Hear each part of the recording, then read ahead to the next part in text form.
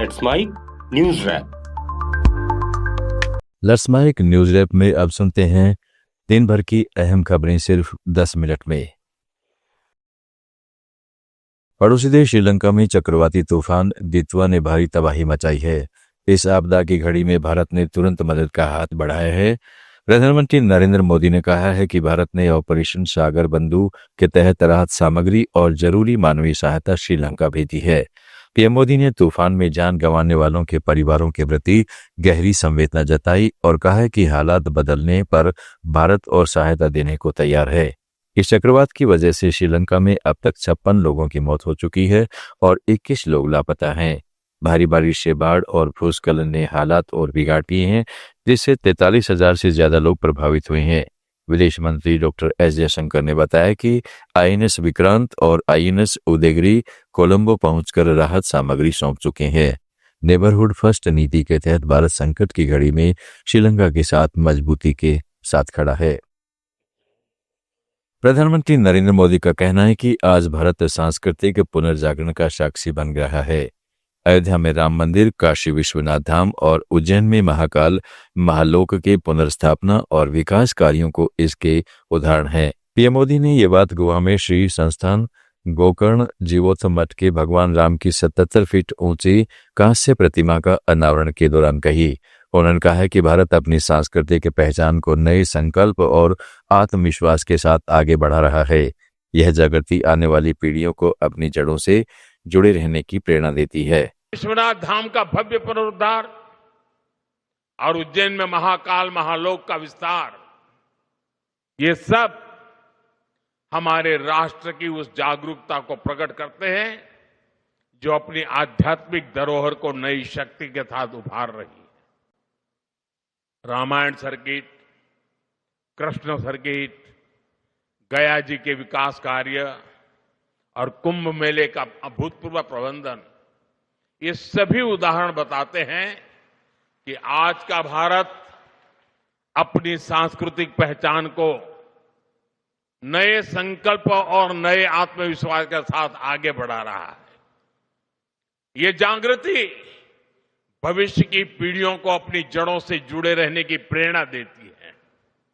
कर्नाटक में सिद्धरमैया और डीके शिव कुमार के बीच मुख्यमंत्री पद को लेकर जारी विवाद ने कांग्रेस के आंतरिक कलह को उजागर कर दिया है।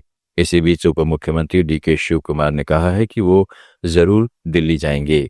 जब पार्टी नेतृत्व मुख्यमंत्री और वरिष्ठ नेताओं को बुलाएगा तो वे वहां जाएंगे।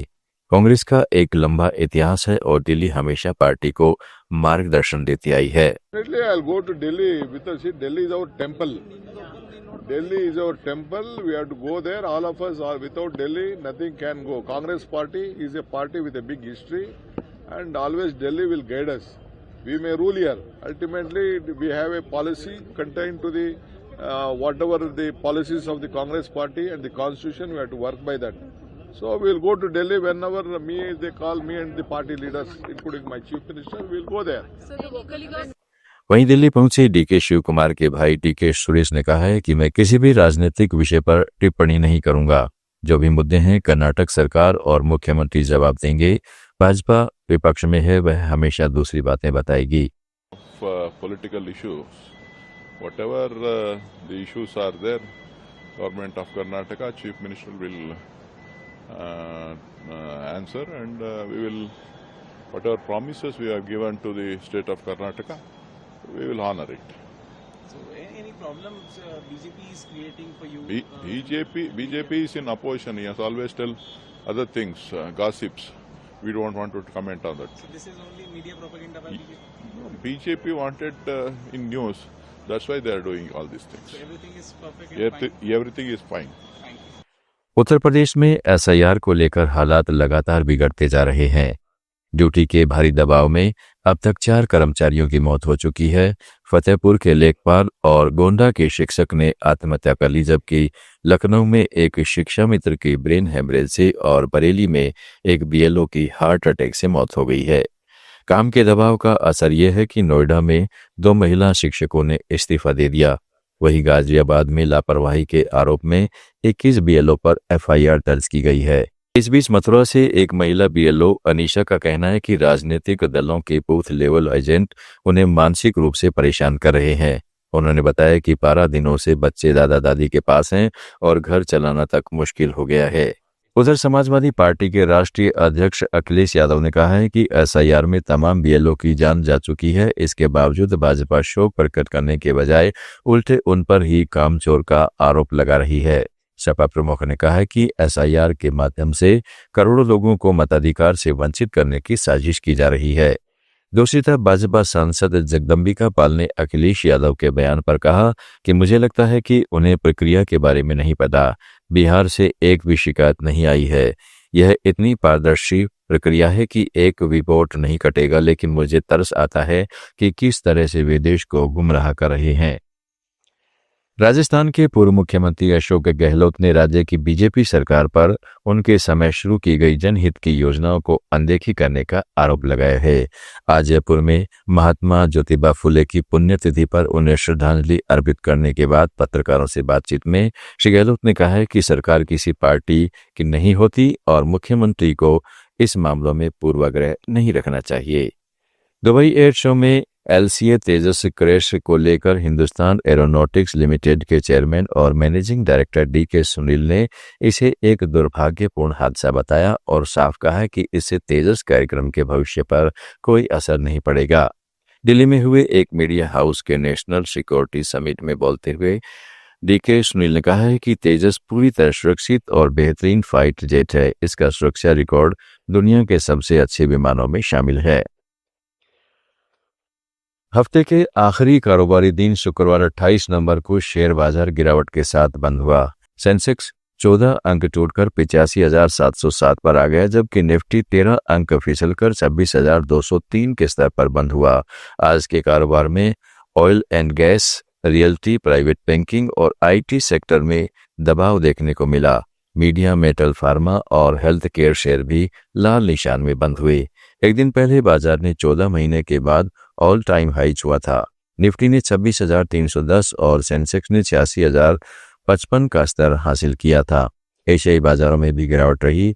कोरिया का कोस्पी 1% से ज्यादा लुढ़का। जापान का निक्केई और हांगकांग का हैंग सेंग भी नुकसान में रहे।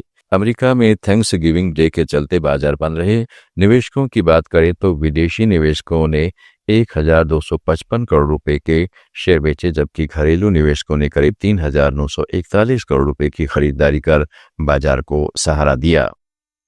वहीं भारतीय सराफा बाजार में सोने और चांदी के दामों में फिर उछाल आया है। 24 कैरेट सोने का भाव 10 ग्राम के लिए 1,26,666 रुपये हो गया, जो कल शाम को 609 रुपये की बढ़ोतरी दर्शाता है।